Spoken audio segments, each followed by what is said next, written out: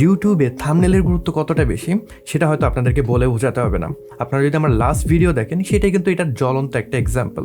যদি থাম্বনেল ঠিকঠাক হয়, তার সাথে যদি আপনার কন্টেন্টটা মোটামুটি মানের হয়ে থাকে, অটোমেটিক্যালি কিন্তু আপনার ইউটিউব যে ভিডিও রয়েছে সেটাতে ভিউ চলে আসবে। তো আমার ইউটিউব প্লে বাটন আনবক্সিংয়ের যে গত ভিডিও ছিল, সেই যে ভিডিওটা করেছিলাম, ওই ভিডিওটা দেখে আপনারা অনেকেই আমার কাছে জানতে চেয়েছিলেন যে কীভাবে এরকম একটা আপনারা থাম্বনেল তৈরি করতে পারেন। তো আজকের ভিডিওতে সেই জিনিসটাই আমি আপনাদেরকে দেখাবো, যাতে করে আপনারাও এরকম একটা থাম্বনেল তৈরি করতে পারেন। তবে এই ক্ষেত্রে আমি যে সফটওয়্যার ব্যবহার করে তৈরি করেছি, আমার ক্ষেত্রে আমি ফটোশপ ব্যবহার করেছি। ফটোশপে কীভাবে কী করলাম ওই জিনিসটা না দেখিয়ে আমি আপনাদেরকে স্টেপগুলো বলবো, তাতে করে আপনি ফটোশপ ব্যবহার করেন কিংবা অন্য কোনো সফটওয়্যার ব্যবহার করেন কিংবা মোবাইল ফোনের কোনো অ্যাপ্লিকেশন ব্যবহার করেন, যেইটা ব্যবহার করেন না কেন, এই কনসেপ্টটা যদি আপনার ক্লিয়ার হয় তাহলে কিন্তু আপনি যে কোনো ডিভাইস থেকেই এই থাম্বনেলটা তৈরি করতে পারবেন। তো থাম্বনেলের প্রথম যে গুরুত্বপূর্ণ জিনিস সেটা হলো ছবি। আমরা নর্মালি কী করে আমাদের যে ভিডিও রয়েছে সেই ভিডিওর একটা স্ক্রিনশট নিয়ে ওইটা থাম্বনেলে কনভার্ট করে ফেলি, যেটা আমাদের কখনোই করা উচিত না। আমি নিচেও সেই কাজটা খুব বেশি করে থাকি।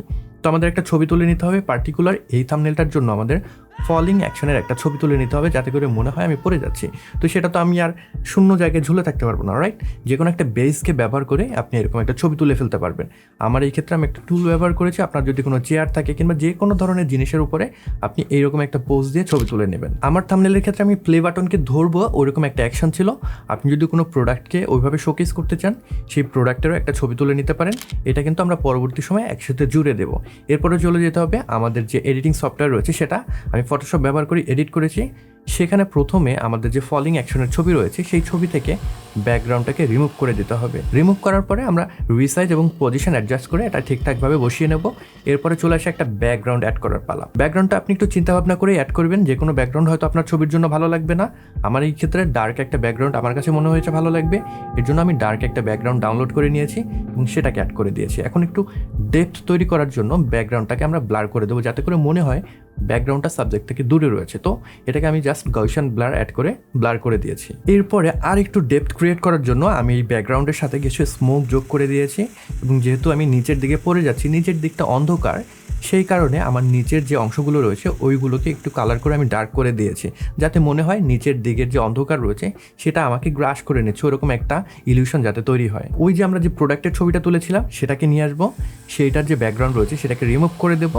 আমাদের অ্যাকচুয়াল যে ছবি সেই জায়গায় ওটাকে বসাবো এবং প্রপার একটা পজিশন করে নেব, যাতে করে মনে হয় আমি ওই জিনিসটা ধরতে চাচ্ছি কিন্তু ধরতে পারছি না। এরকম একটা অ্যাকশনে আমাদের ওই প্রোডাক্টটাকে স্থাপন করব। আমি যে কাজটা করেছিলাম, প্রোডাক্টের সাথে একটু গ্লো এফেক্ট যোগ করে দিয়েছিলাম, যেটা হলো আউটার গ্লো।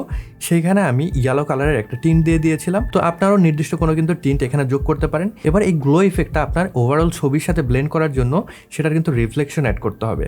তো আমি যেহেতু ওটাকে ধরতে যাচ্ছি, আমার যে প্রোডাক্ট রয়েছে সেটা গ্লো করছে, সেইটার একটা ইফেক্ট আমার শরীরের উপর পড়ছে। এর জন্য আমি আমার যে বডি রয়েছে ওইটার উপরে কিন্তু ইয়েলো কালারের একটা টিন দিয়ে দিয়েছি এবং সেটাকে কম্পেনসেট করার জন্য এর সাথে কিন্তু আমি টিল কালারের আর একটা টিন কালার অ্যাড করে দিয়েছি, যাতে করে এই জিনিসটা একটু দেখতে ভালো লাগে। এখন নর্মাল লাইফে আমরা যখন পড়ে যাচ্ছি, ওই জিনিসটা কিন্তু শুধুমাত্র আমরা পড়ে যাই না, একদম প্রপার শার্প থাকে না জিনিসটা, ওটার সাথে কিন্তু ডিরেকশনাল একটা ব্লার থাকে। যখন পড়ে যাই ওই জিনিসটার সাথে কিন্তু ব্লারিনেসটা যদি অ্যাড করি, ওই জিনিসটা প্রপারলি মনে হবে রিয়েল লাইফে আমরা ক্যাপচার করেছি ছবিটা। এটা যে ম্যানিপুলেট করা সেই জিনিসটা মনে হবে না।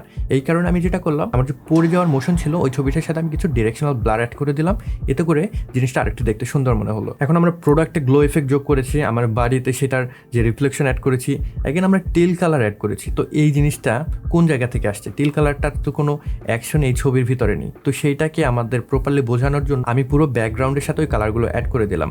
আমার ডান সাইড থেকে টিল কালার দিলাম এবং বাম সাইড এবং টপ থেকে ইয়েলো কালারের যে গ্লোটা রয়েছে সেই গ্লো কালারটা আমি ব্লেন্ড করে দিলাম। এতে করে জিনিসটা প্রপারলি সাবজেক্টের সাথে কিন্তু ব্লেন্ড হয়ে গেল। তো ওই যে মনে আছে আমরা প্রথম দিকে কিন্তু স্মোকটাকে পিছনে অ্যাড করেছিলাম, সেই স্মোকটাকে আর একটু রিয়েলিস্টিক করার জন্য আমরা সামনের দিকেও অ্যাড করবো, যাতে করে আমাদের যে সাবজেক্ট রয়েছে সেটার উপরেও কিছু স্মোক থাকে।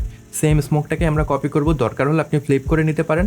এখন এই স্মোকগুলো অ্যাড করার পরে জিনিসটা বেশি আমার কাছে লাইটেন আপ মনে হচ্ছিল, যার কারণে আমি নিচের দিকটা একটু ডার্ক করে দিলাম। এবার সব শেষ স্টেপ সেটা হলো এটাকে প্রপারলি কালার গ্রেড করা। তো আমি পুরো যে এলিমেন্টগুলো ছিল সবগুলোকে মার্জ করে একটা ছবিতে রূপান্তর করলাম এবং সেটাকে লাইট রুমে নিয়ে গেলাম, কন্ট্রাস্ট অ্যাড করলাম, এর সাথে সাথে এখানে কিছু আমি টেক্সচার অ্যাড করলাম, শার্পনেস অ্যাড করলাম এবং ফাইনালি এটাকে কালার গ্রেড করার জন্য আমি যে শ্যাডো কালার রয়েছে সেখানে টিল কালার অ্যাড করে দিলাম এবং হাইলাইটস এবং মিড টোনস যে কালারগুলো রয়েছে সেখানে একটু ইয়েলো টিন্ট দিয়ে দিলাম এবং অতপর ফাইনাল যে রেজাল্ট সেটা দেখতে অনেকটা এরকম হলো। তো এই ছিল আমার থাম্বনেলটার পেছনের কাহিনী। তো আপনারা যদি এরকম থাম্বনেল বানাতে চান ফটোশপ ব্যবহার করতে পারেন, পিক্সেল ল্যাব ব্যবহার করতে পারেন, মোবাইল ফোনে আই বিলিভ অনেকগুলো অ্যাপ রয়েছে, সেগুলো ব্যবহার করতে পারেন, যেগুলোতে ব্যাকগ্রাউন্ড রিমুভ করা যায়, ব্লেন্ডিং মোড অ্যাড করা যায়, যে কোনো অ্যাপ্লিকেশন দিয়ে কাজটি করে ফেলতে পারবেন। ভিডিওটি কেমন লাগলো নিচে লিখে জানাবেন। আর এই ধরনের ভিডিও যদি পেতে চান কিংবা আমাকে যদি এই চ্যানেলে প্রথমবারের মতো দেখে থাকেন, সেক্ষেত্রে চ্যানেলটি সাবস্ক্রাইব করে রাখতে পারেন। তাহলে কিন্তু খুব সহজে film making, audio, video, lighting ইত্যাদি রিলেটেড ভিডিও আপনি পেয়ে যাবেন। সবাই ভালো থাকবেন, সুস্থ থাকবেন। পরবর্তী ভিডিওতে নতুন কোনো বিষয় নিয়ে আবার দেখা হচ্ছে। Until then, good by.